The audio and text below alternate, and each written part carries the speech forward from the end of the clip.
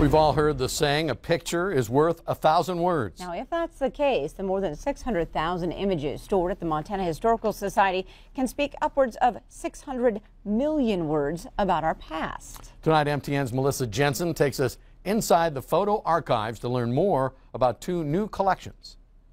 This is Richard Throssel's work, and again, he was a photographer on the reservation. It's been just a few years since the Montana Historical Society acquired this collection of more than 1,300 photographs, chronicling life on the Crow Reservation, representing the work of several dozen photographers and compiled by Bud Lake and Randy Brewer. It was one of the best collections of historic Crow photography anywhere.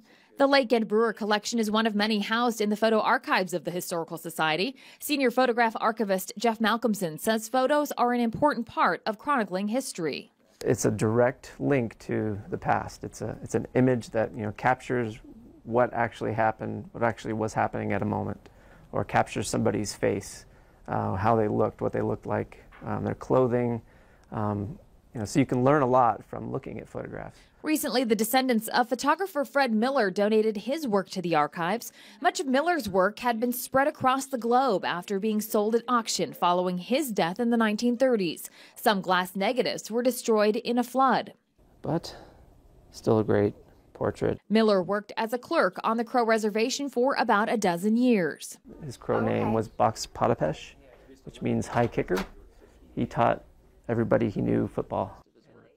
So they were a part of the community. So because of that, they were able to take much more intimate photographs and document a lot more of Crow life than perhaps other photographers. Miller's granddaughter and great-granddaughter traveled extensively to piece back the collection. We're the ones who pretty much took on with a passion the pursuit of Fred Miller's photographs. And they went all over the country, probably all over the world, trying to track down vintage photographic material that was Fred Miller. And gifted it to the Montana Historical Society.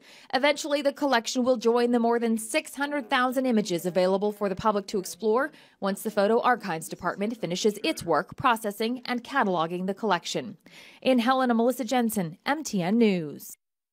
All right, thanks, Melissa. And I got a quick footnote for you here, okay? Okay. Now, the great-granddaughter of Fred Miller, Nancy Fields O'Connor, who worked to piece this collection together, well, she was married to another well-known former Montana resident. That would be actor Carol O'Connor. Archie Bunker. Right.